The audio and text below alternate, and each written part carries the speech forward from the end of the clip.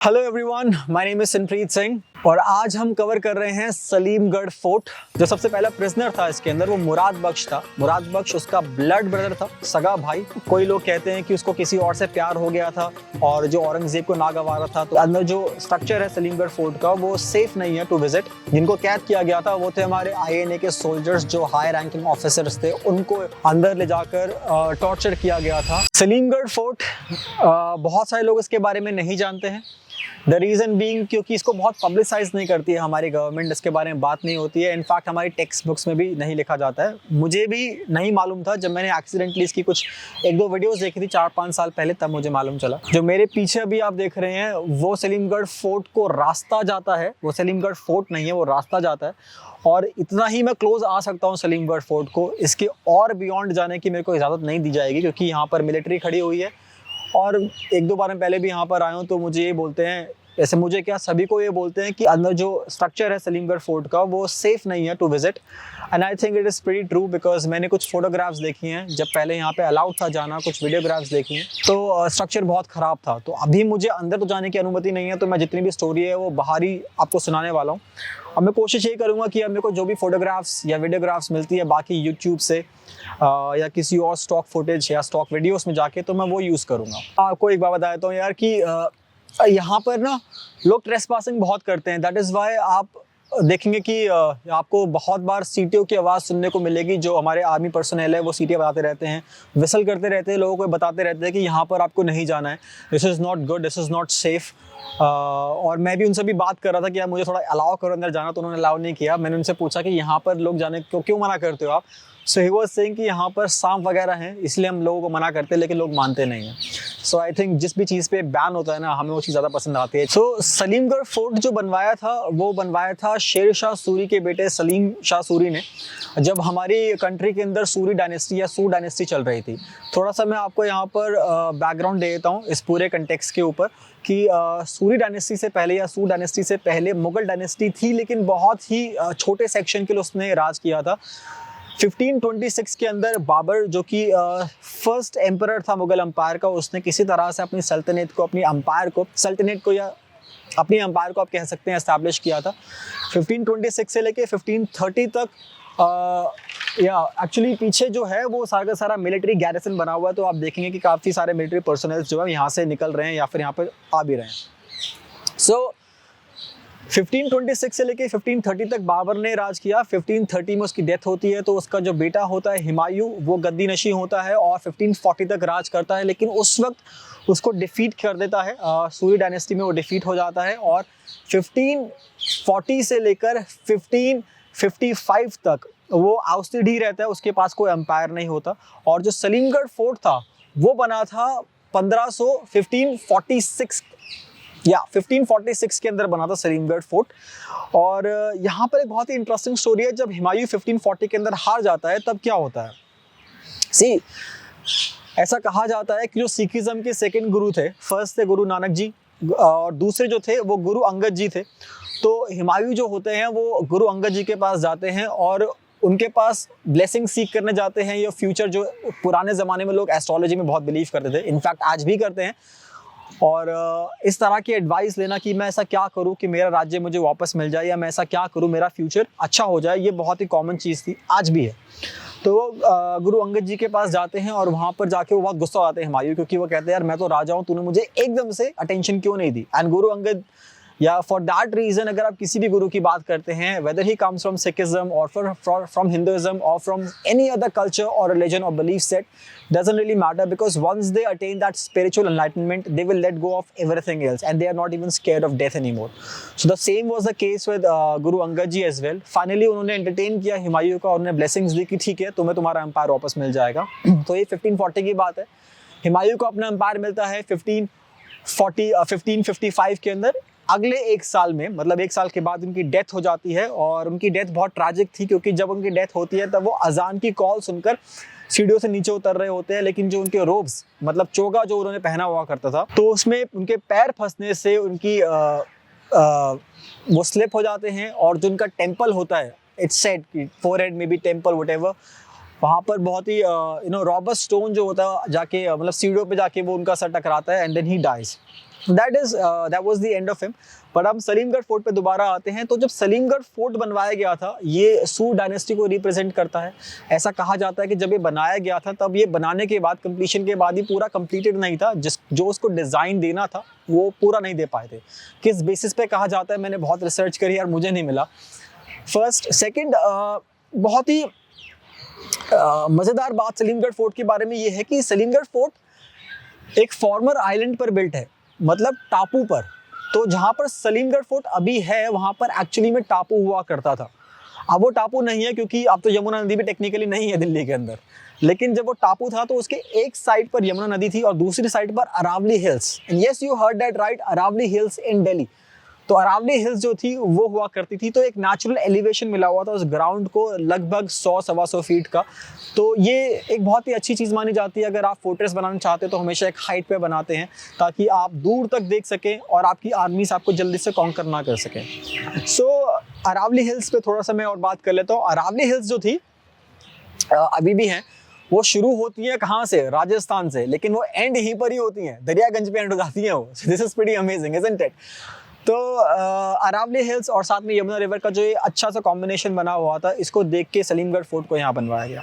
Salimgarh fort notable किन किन चीज़ों के लिए है? सलीमगढ़ फोर्ट नोटेबल है कुछ, एक छोटी सी बात मैं मिस कर गया बताना कि जब हुमायूं ने अटैक किया था सलीमगढ़ फोर्ट के ऊपर, जब वो जीत गया था तब उसने सलीमगढ़ फोर्ट जो है उसका नाम चेंज करके उसने नूरगढ़ महल कर दिया था। नूरगढ़ बोला क्योंकि ऑफ कोर्स कोई भी नहीं चाहता कि मैं अपने खराब गंदे पास्ट को रिलिव करूं। That was one thing. So अब बात करते हैं कि सलीमगढ़ फोर्ट बनवाया किस लिए गया था। सलीमगढ़ जो फोर्ट है वो बनवाया गया था रहने के लिए, लेकिन लेटर ऑन इसका यूज़ किस किस तरह से हुआ? इसका यूज़ हुआ था अप अंटिल शाहजहां, इसका कोई खास यूज़ नहीं हुआ, लेकिन जब औरंगजेब आकर गद्दी पर बैठता है तब उसने सलीमगढ़ फोर्ट को एक प्रिजन की तरह यूज़ करना शुरू किया। और जो सबसे पहला प्रिजन आया था, जो सबसे पहला प्रिजनर था इसके अंदर, वो मुराद बख्श था। मुराद बख्श उसका ब्लड ब्रदर था, सगा भाई, खून से सगा भाई था उसका। और मुराद बख्श वो इंसान भी था जिसने औरंगजेब को वॉर ऑफ सक्सेशन में हेल्प करी थी, लेकिन Aurangzeb he was very notorious for being very hard hearted. He didn't really care about who has helped him in the past and who would be able to help him in the future as well. He was only concerned about कि मेरा matter solve हुआ तो चलो अब दफा हो जाओ। सो मुराद बख्श को उसने एक बहुत टैक्टफुल तरीके से मदिरा शराब पिला के, या उस पर रोक नहीं लगाई कि तुम्हें शराब नहीं पीनी भाई, उसने इनफैक्ट उसको एनकरेज किया और ब्लास्फेमी के चार्जेस लगाए उसके ऊपर, विमेनाइजिंग के चार्जेस लगाए, ट्रीजन के चार्जेस लगाए। और उसके बाद उसको इस सलीमगढ़ फोर्ट के अंदर उसको कैद करवा दिया। 2-3 साल के बाद उसको यहाँ से शिफ्ट कराया गया ग्वालियर के अंदर, ग्वालियर फोर्ट के अंदर, वहाँ पे उसका एग्जीक्यूशन किया गया। इसके अलावा जो एक और नोटेबल पर्सनालिटी है हमारे पास वो है ज़ैब-उन-निसा। ज़ैब-उन-निसा सबसे बड़ी लड़की थी औरंगज़ेब की, और वो इनफैक्ट ज़ैब-उन-निसा का नाम भी मेरे को बहुत पसंद है। नाम का मतलब होता है ब्यूटी/ऑर्नामेंट ऑफ वुमेन काइंड। तो बहुत ही हैवी नेम है। मुझे लगता है सारे के सारे अरेबिक नेम्स जो होते हैं बहुत ही सुंदर और बहुत ही ब्यूटीफुल होते हैं। तो ज़ैब-उन-निसा को बनाया गया था यहाँ पर प्रिजनर। रीज़न उसका ये था कि ज़ैब-उन-निसा एक पोएटेस थी। रीज़न उसका ये था कि ज़ैब-उन-निसा पढ़ी लिखी और थोड़े आज़ाद ख्याल थे, और कुछ ऐसी चीज़ें थी जो औरंगज़ेब के खुद के पर्सनल एनेथमा के अगेंस्ट जा रही थी। तो वैसे बहुत सारी 2-3 इसमें थियरीज निकलती हैं। कोई लोग कहते हैं कि उसको किसी और से प्यार हो गया था और जो औरंगज़ेब को नागवारा था। तो कोई कहता है कि उसको जो वॉर ऑफ सक्सेशन थी उसने औरंगज़ेब के अगेंस्ट अपने भाई को सपोर्ट किया था जिसका नाम मोहम्मद अकबर था।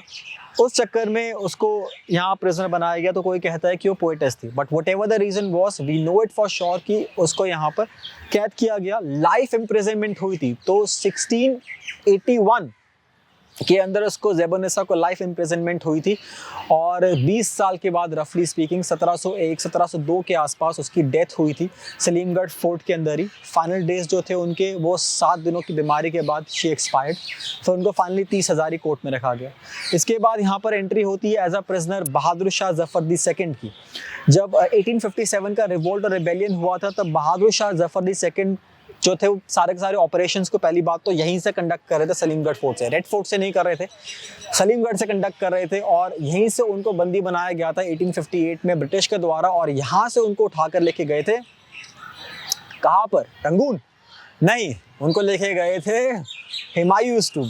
फिर ट्रायल्स चले उनके ऊपर, और जब ट्रायल्स प्रूव हो गए, जो कि होने ही थे, कोई बहुत बड़ी बात या आश्चर्य की बात नहीं है, उनको वहाँ से शिफ्ट किया गया रंगून या यंगून, जो कि प्रेजेंट डे बर्मा / म्यांमार में आता है। और जो फाइनल प्रिजनर्स थे जो सलीमगढ़ फोर्ट के अंदर जिनको कैद किया गया था, वो थे हमारे INA के सोल्जर्स, जो हाई रैंकिंग ऑफिसर्स थे। उनको अंदर ले जाकर टॉर्चर किया गया था।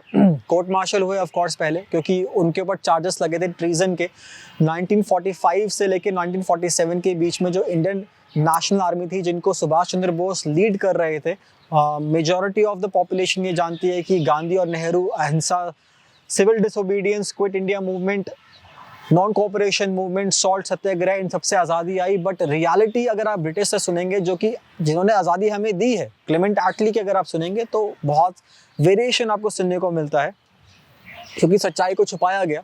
INA के जो सोल्जर्स थे, इंडियन नेशनल आर्मी के सोल्जर्स, कोर्ट मार्शल होने के बाद, ट्रीजन के चार्जेस को लगने के बाद, उनको सलीमगढ़ फोर्ट, अब ये सलीमगढ़ फोर्ट नहीं है गाइस, मेरे को थोड़ा सा उन्होंने मना किया कि मैं बहुत ज़्यादा वहाँ पर ना वीडियो क्रिएट करूँ, तो मैं थोड़ा सा साइड में आ गया हूँ। ये इनसाइड है, इनर वॉल है रेड फोर्ट की।